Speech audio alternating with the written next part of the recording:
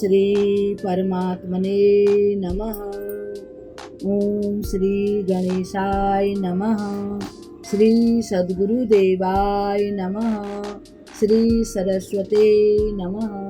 आदरणीय भक्तजनों, सादर प्रणाम।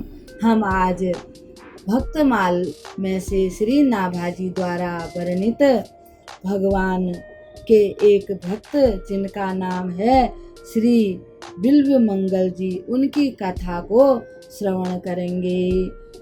श्री सीतानाथ समारंभा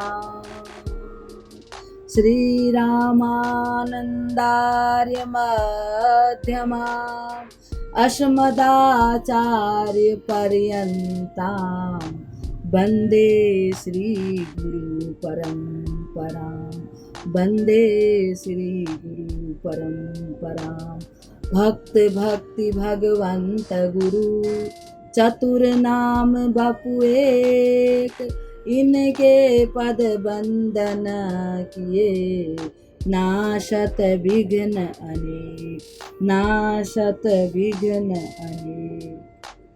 भक्तजनों, श्री नाभाजी महाराज श्री बिल्व मंगल की कथा गाते हुए कहते हैं कि राघव जी करुणामृत सुख वित्त जुक्ति अनुचिष्ट उचारी। राघव जी रसिक जनन जीवन जो हृदय हारवली धारी। राघव जी हरि पकरायो हाथ बहुरित हैं लियो छुटाई। राघव जी कहाँ भयो कर छूटों बंदों जो हियतें जाई।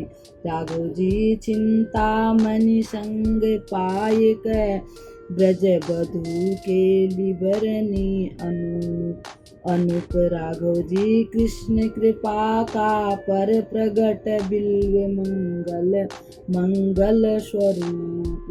राघव जी कृष्ण कृपा का पर प्रगट बिल्व मंगल स्वरूप। हे भक्तजनों, नाभाजी महाराज वर्णन करते हैं बिल्व मंगल नाम के भगवान के एक भक्त हुए, जिन्होंने अपने हाथों से जिन्होंने अपनी आंखें फोड़ दी, क्योंकि उन्होंने सोचा कि अगर आंखें नहीं रहेंगी तब मैं भगवान का मन की आंखों से ध्यान करूंगा और भगवान का भजन करूंगा। ये चंचल आंखें मुझे भगवान तक पहुंचने नहीं देती। ऐसे भक्त की कथा हमें प्रेम पूर्वक सुननी चाहिए। श्री नाभाजी महाराज वर्णन करते हैं कि भगवान श्री कृष्ण के परम कृपा पात्र श्री बिल्व मंगल जी इस संसार में प्रत्यक्ष मंगल कल्याण के स्वरूप थे। विश्व का मंगल ही बिल्व मंगल के रूप में प्रकट हुआ। इन्होंने श्री कृष्ण करणामृत नामक सुंदर काव्य का निर्माण किया। श्री कृष्ण करणामृत इस नाम का एक काव्य की रचना की, जिसकी उक्तियां सर्वथा नहीं हैं दूसरे कवियों की, यानी इन्होंने वो खुद के मन से बनाई हुई हैं, दूसरों से किसी से नकल नहीं की है। प्रेमा भक्ति से प्रकट सहज एवं दिव्य उद्गार हैं। श्री कृष्ण करणामृत श्री कृष्ण करणामृत रसिक भक्तों का जीवन प्राण है। उन्होंने इसे कई लड़ियों के हार के समान अपने हृदय में धारण किया है। एक बार भगवान श्याम सुंदर ने अंधा होने पर वृंदावन का मार्ग दिखाते हुए अपना हाथ पकड़वाया और फिर उसे छुड़ा लिया। उस समय बिल्व मंगल जी ने उनसे कहा, हाथ छुड़ाकर चले जाने से क्या हुआ? मैं तुम्हें वीर पुरुष तब समझूं जब मेरे हृदय के बंधन से छूटकर चले जाओ। आपने चिंतामणि का संग पाकर ब्रज गोपियों के साथ भी श्री कृष्ण की लीलाओं का अत्यंत सुंदर वर्णन किया है। उसके द्वारा सभी भक्तों का मंगल हुआ, अतः आप मंगल मूर्ति ही थे। यानी कि इन्होंने श्री कृष्ण करणामृत इस ग्रंथ का इन्होंने रचना की, यानी इस ग्रंथ को इन्होंने रचा था। अब नाभाजी वर्णन करते हैं कि इनका प्रारंभिक जीवन कैसा था, ये बचपन में कैसे थे। भक्त बिल्व मंगल का प्रारंभिक जीवन नाभाजी महाराज वर्णन करते हैं कि दक्षिण प्रदेश में कृष्णा और बेणी जो नदी, उसके तट पर एक ग्राम में यानी एक गांव में रामदास नाम के एक भगवत भक्त ब्राह्मण निवास करते थे। उन्हीं के पुत्र का नाम था बिल्व मंगल। पिता ने इनको सभी प्रकार के धर्म शास्त्रों की दीक्षा दी थी, शिक्षा दी थी, परंतु पिता माता के स्वर्ग सिधार जाने के बाद ये कुसंगत में पड़ गए। बिल्व मंगल के अंतःकरण में यानी इनके मन में अनेक दोषों ने अपना घर बना लिया। यहाँ तक कि बिल्व मंगल जी चिंतामणि नाम की एक वेश्या के रूप पर आसक्त हो गए। अब सारा समय उन्हीं के साथ बिताने लगे। इनको और कुछ भी अच्छा नहीं लगता था। ये वैदिक धर्म, ज्ञान इत्यादि सब कुछ भूल गए थे। एक समय की बात है भक्तजनों, बिल्व मंगल के पिताजी का श्राद्ध था। विद्वान कुल पुरोहित जो इनके कुल पुरोहित थे, वे श्राद्ध करने के लिए इनके घर पर आए हुए थे। इन्होंने बिल्व मंगल को पिताजी के श्राद्ध करने के लिए बिठाया, परंतु इनका मन तो चिंतामणि की चिंता में मगन हो रहा था। पिता के श्राद्ध में इनका कोई मन नहीं लग रहा था। ये सोच रहे थे कब श्राद्ध हो, कब ब्राह्मणों का भोजन हो, तब पूरा ये श्राद्ध का जो नियम है पूरा हो और मैं कब अपनी चिंतामणि के घर जाऊं, ऐसा सोच रहे थे। इन्होंने जैसे तैसे श्राद्ध को समाप्त कर ब्राह्मणों को झटपट से भोजन करवाया और उनको दक्षिणा इत्यादि देकर उनको विदा कर दिया। अब इनको चिंतामणि के घर को जाने के लिए तैयार हो गए। संध्या हो चुकी थी। लोगों ने समझाया, भाई, कुल पुरोहित ने भी समझाया कि आज तुमको इधर उधर नहीं जाना चाहिए, घर में ही रहना चाहिए। अड़ोसी पड़ोसियों ने भी समझाया, आज तुम्हारे पिताजी का श्राद्ध है, इसलिए तुमको कहीं नहीं जाना चाहिए। परंतु वे कहाँ मानने वाले थे। उन्होंने किसी की एक भी बात नहीं सुनी। उनका हृदय तो कब का ही, जब से माता पिता गए, धर्म कर्म से शून्य हो चुका था। बिल्व मंगल दौड़कर नदी के किनारे पहुंच गए। बीच में एक नदी पड़ती थी। नदी पार करके चिंतामणि के घर पर जाना होता था। अकस्मात बहुत जोर से बादल गरजने लगे, तूफान उठ गया, मूसलाधार वर्षा होने लगी। रात दिन नदी में रहने वाले केवटों ने भी नावों को किनारे बांधकर वृक्षों का आश्रय लिया, यानी बड़े बड़े वृक्षों के नीचे वे लोग बैठ गए। परंतु बिल्व मंगल पर इस सब का कोई असर नहीं हुआ। न तो उन्हें बारिश दिखाई दे रही थी, न उन्हें तूफान दिखाई दे रहा था। उन्होंने नाविकों को बहुत सारा लालच दिया कि मैं तुमको 3 गुना ज़्यादा पार उतरने के पैसे दूंगा, तुम मुझे पार पहुंचा दो। परंतु उनके कोई लालच में नहीं आया। सबने सोचा अगर जीवित रहेंगे तो फिर कमा लेंगे, अगर इस तूफान में इस नदी में बह गए तो फिर क्या होगा। इसलिए कोई भी जाने को तैयार नहीं हुआ। अंत में वे इतने अधीर हो उठे कि कुछ भी न सोचा और झट से नदी में कूद गए, छलांग लगा दी। अब बहुत देर तक जैसे ही जाने लगे तैर करके, थकावट होने लगी। रात्रि का समय था, जोर जोर से बादल गरज रहे हैं, बिजली कड़क रही है, बड़ी जोर से बारिश होने लगी। बिल्वमंगल तो जैसे बेहोश थे, उन्हें कुछ समझ ही नहीं रहा था। फिर उन्होंने देखा कि एक मुर्दा बहा आ रहा है। उन्होंने समझा कि शायद चिंतामणि को पता चल गया है, उसी ने मेरे लिए नाव भेज रखी है। अब उसी के सहारे नदी के उस पार चले गए। कुछ ही दूर चिंतामणि का घर था। श्राद्ध के कारण आज बिल्वमंगल नहीं आएंगे करके चिंतामणि ने घर के सब दरवाजे बंद करके निश्चित होकर के वो सो गई थी। बिल्वमंगल ने बाहर से बहुत आवाज लगाई, परंतु तूफान के कारण अंदर कुछ भी सुनाई नहीं पड़ा। बिल्वमंगल ने इधर उधर बहुत देखा कि कुछ मिल जाए तो मैं छत पर चढ़ जाऊं और अपनी प्रिय चिंतामणि तक पहुंच जाऊं, परंतु कुछ भी नहीं दिखाई दिया। चारों तरफ अंधेरा हुआ था। जब थोड़ा सा बिजली कड़की तो उन्होंने देखा कि एक रस्सी जैसा कुछ लटक रहा है। तुरंत उसको पकड़कर उसी के सहारे दीवार फांदकर अंदर चले गए। चिंतामणि को आवाज लगाई, चिंतामणि जग गई। वह इसे देखते ही स्तंभित सी रह गई। वो सोचने लगी, इतनी बारिश हो रही है, इतना बड़ा तूफान आया है, नदी इतनी जोर से आवाज कर रही है, पानी की इतनी तेज आवाज हो रही है। और उन्होंने जब बिल्वमंगल की तरफ देखा तो उनसे बदबू आ रही थी, क्योंकि वो जो मुर्दा था वो सड़ा हुआ था।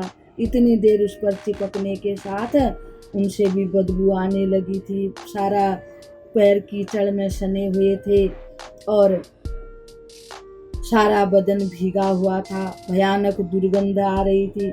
उसने कहा, तुम इस भयावनी रात में नदी पार करके बंद घर में कैसे आ गए? मैंने तो घर बंद किया, तुम कैसे आए? बिल्वमंगल ने काठ पर चढ़कर नदी पार होने और रस्सी की सहायता से दीवार पर चढ़ने की कथा सुनाई। उन्होंने कहा, तुमने तो मेरे लिए नाव भेजी थी। जब वृष्टि थम चुकी थी, चिंतामणि दीपक हाथ में लेकर बाहर आई। देखती है तो दीवार पर भयानक काला नाग लटक रहा है और नदी के तीर पर एक सड़ा मुर्दा पड़ा है। बिल्वमंगल ने भी देखा और देखते ही कांप उठा। चिंतामणि ने बहुत निंदा की, कहने लगी, तू निंदा करते हुए कहने लगी, तू ब्राह्मण है। अरे आज तेरे पिता का श्राद्ध था, परंतु एक हाड़ मांस की पुतली पर तू इतना आसक्त हो गया कि अपने सारे धर्म कर्म तिलांजलि देकर इस डरावनी रात में मुर्दे और सांप की सहायता से यहाँ दौड़ा आया। तू आज जिसे परम सुंदर समझकर इस तरह पागल हो रहा है, उसका भी एक दिन तो वही परिणाम होने वाला है जो इस सड़े मुर्दे का है। अरे यदि तू इसी प्रकार उस मनमोहन श्याम सुंदर से मिलने के लिए यूं छटपटाकर दौड़ता तो अब तक उनको पाकर तू अवश्य ही कृतार्थ हो चुका होता। वेश्या की वाणी ने बड़ा काम किया। बाल्यकाल की स्मृति याद आ गई, मन में जाग उठी। पिताजी ने जो भक्ति और ज्ञान बताया था, उसकी धर्म पूर्वक जो दृश्य थे सब आँखों के आगे आने लगे। उनके पिताजी ने उनसे जो पूजा पाठ इत्यादि करवाए थे, हवन इत्यादि करवाए थे, वे मूर्तिमान होकर नाचने लगे। बिल्वमंगल ने चिंतामणि के चरण पकड़ लिए और कहा, हे माता, तूने आज मुझको दिव्य दृष्टि देकर कृतार्थ कर दिया। मन ही मन चिंतामणि को गुरु मानकर प्रणाम किया और उसी क्षण बिल्वमंगल ने जीवन में एक नाटकीय परिवर्तन हो गया। नाभाजी महाराज वर्णन करते हैं कि अब उनका सात्विक परिवर्तन उनमें हो चुका था। दोनों ने उस पूरी रात भगवान का भजन किया और प्रातः होते ही चिंतामणि हरिद्वार की ओर चली गई और बिल्वमंगल ने संत शिरोमणि गिरि जी महाराज के आश्रम की राह ली। वहां गुरुदेव से दीक्षा लेकर 1 वर्ष तक आश्रम में ही रहकर भजन पूजन किया। भजन पूजन जब किया फिर सोचने लगे, गुरुजी की आज्ञा लेकर सोचने लगे अब मैं वृंदावन धाम के लिए चला जाता हूँ, वहीं भगवान का भजन करूँगा। एक दिन अकस्मात उसे रास्ते में एक परम रूपवती युवती जल भरने के लिए आई थी और बिल्वमंगल जी भी जल पीने के लिए नदी के पास गए थे तो वह दिख गई। जैसे ही उनकी नजर युवती पर पड़ी, पूर्व संस्कार अभी सर्वथा नहीं मिटे थे पहले के जो थे। युवती का सुंदर मुख देखते ही नेत्र चंचल हो उठे। बिल्वमंगल को फिर मोह हुआ कि यह युवती काश मुझे मिल जाए और मैं इससे बातचीत करूं। युवती के पीछे पीछे उसके घर तक पहुंच गए। युवती अपने घर के अंदर चली गई। बिल्वमंगल उदास होकर घर के दरवाजे पर बैठ गए। घर के मालिक ने बाहर आकर देखा कि एक मलिन मुख अतिथि ब्राह्मण बाहर बैठा है।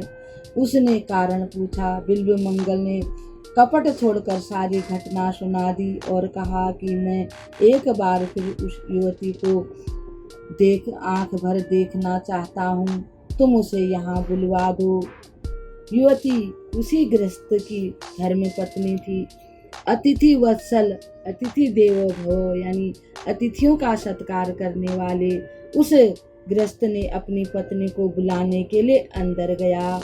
इधर बिल्वमंगल को अपनी अवस्था का यथार्थ ज्ञान हुआ।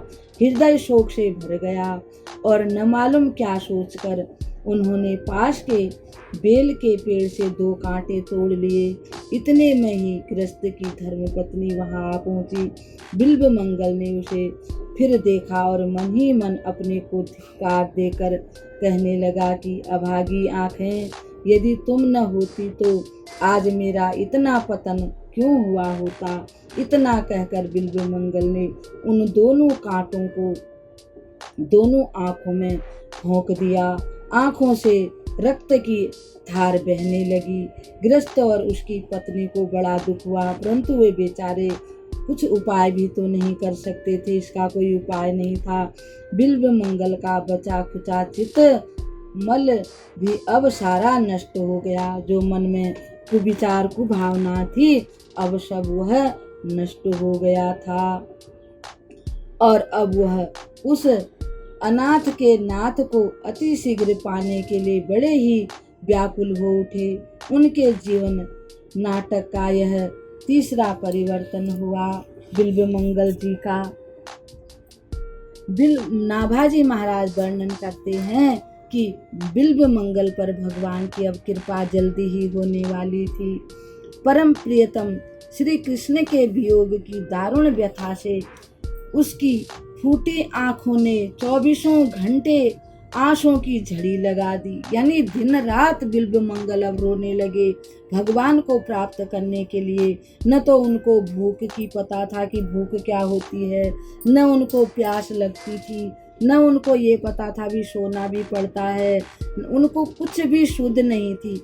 वे भगवान के प्रेम में भगवान का नाम गाते हुए ऐसे पागल से हो गए कि उनको और कुछ दिखाई ही नहीं देता था। बस कृष्ण कृष्ण कृष्ण हे की रट लगाते हुए वे चले जा रहे थे। कृष्ण कृष्ण पुकारने से दिशाओं को गुंजाता हुआ बिल्वमंगल जंगल जंगल और गांव गांव में घूम रहे थे। ऐसी दशा में प्रेममय श्री कृष्ण कैसे निश्चित रह सकते थे। एक दिन भगवान को बड़ी करुणा आ गई उन पर और छोटे से गोप बालक के वेश में भगवान बिल्वमंगल के पास आकर अपनी मनमोहिनी मधुर वाणी से बोले, हे सूरदास जी, आपको बड़ी भूख लगी होगी, ना, मैं कुछ मिठाई लाया हूँ, जल भी लाया हूँ, आप इसे ले लीजिए। बिल्वमंगल के प्राण तो बालक के उस सुंदर मधुर स्वर से ही मोहे जा चुके थे। उसके हाथ का दुर्लभ प्रसाद पाकर तो उनका हृदय हर्ष के हिलोरे उठने लगे। हृदय में प्रेम की बाढ़ सी आ गई। बिल्वमंगल ने बालक से पूछा, भैया तुम्हारा घर कहाँ है? तुम्हारा नाम क्या है? तुम कहाँ रहते हो? बालक ने कहा, मेरा घर पास ही है, मेरा कोई खास नाम नहीं है, जिसके मन में जो आता है मुझे उसी नाम से पुकारता है, मैं उसी से बोलता हूँ जो मुझसे बोलता है। गौवे चराया करता हूँ, मुझसे जो प्रेम करते हैं मैं भी उनसे प्रेम करता हूँ। बिल्वमंगल बालक की वीणा, सुंदर वीणा की जैसी मधुर आवाज सुनकर मुग्ध हो गए।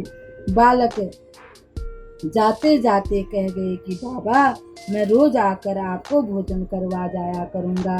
बिल्वमंगल ने कहा, बड़ी अच्छी बात है, तुम रोज आया करो।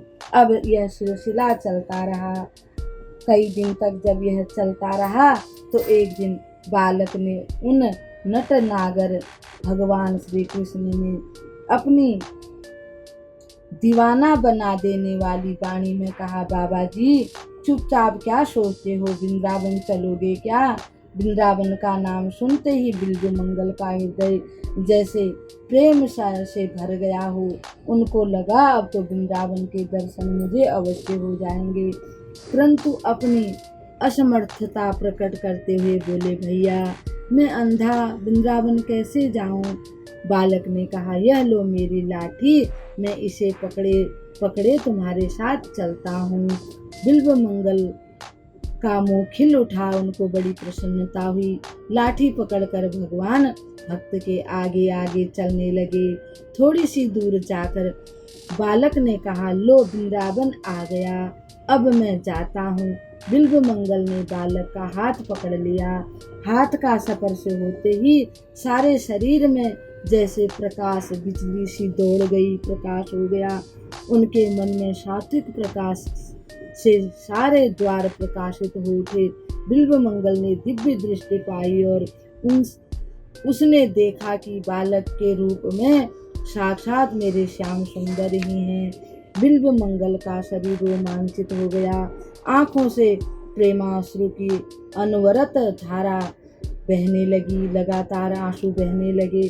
भगवान का हाथ उसने और भी जोर से पकड़ लिया और कहा, अब पहचान लिया है, बहुत दिनों बाद पकड़ में आए हो, प्रभु अब नहीं छोड़ने का। भगवान ने कहा, छोड़ते हो कि नहीं, छोड़ते हो कि नहीं? बिल्वमंगल ने कहा, अब कभी नहीं छोड़ूंगा, बिल्कुल भी नहीं छोड़ूंगा, त्रिकाल में भी नहीं छोड़ूंगा।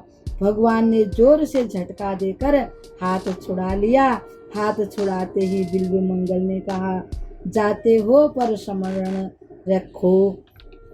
बिल्वमंगल ने एक पद गाया, हाथ छुड़ाए जात हो, निबल जान के मोहि, हृदय तै जब जाऊंगे, सबल बदूंगो तो।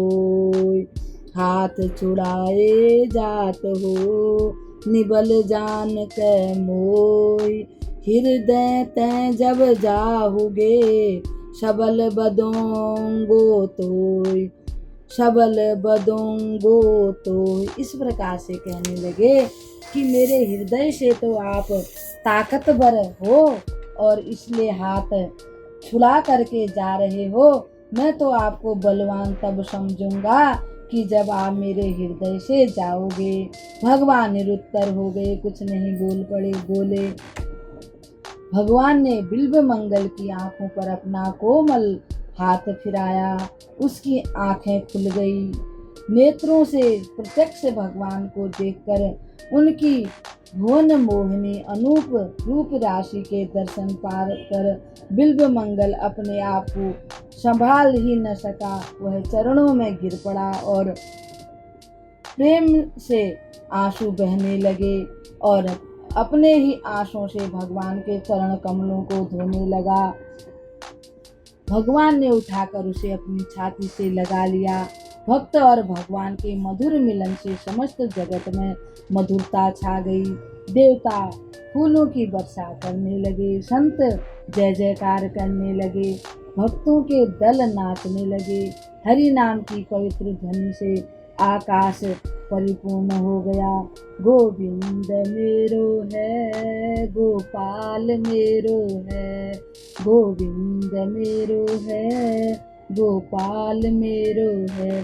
श्री बांके बिहारी नंद लाल मेरो है, श्री बांके बिहारी नंद लाल मेरो है। गोविंद मेरो है, गोपाल मेरो है, गोविंद मेरो है, गोपाल मेरो है। इस प्रकार से भक्तजन गाने और नाचने लगे। सभी जगह हरि नाम की पवित्र ध्वनि से आकाश भर गया। भक्त और भगवान दोनों धन्य हुए। वैश्या चिंतामणि गृहस्थ उनकी पत्नी भी अब वहां आ गई। भक्त के प्रभाव से भगवान ने उन सबको अपना दिव्य दर्शन और दूध भात का प्रसाद देकर कृतार्थ किया। धन्य बिल्व मंगल, धन्य चिंतामणि। बिल्व मंगल ने चिंतामणि को अपना गुरु ही माना और अपने ग्रंथ कृष्ण करणामृत का मंगलाचरण चिंतामणिर जयति से किया। बिल्व मंगल जीवन भर भक्ति का प्रचार करके भगवान की महिमा बढ़ाते रहे और अंत में गोधाम को पधारे। भक्तजनों, आज भक्त के इस कथा को विराम देते हुए कल भगवान के एक और भक्त की कथा के साथ आपके सामने उपस्थित होंगे। तब तक के लिए हम आपको प्रणाम करते हैं। ओम श्री परमात्मने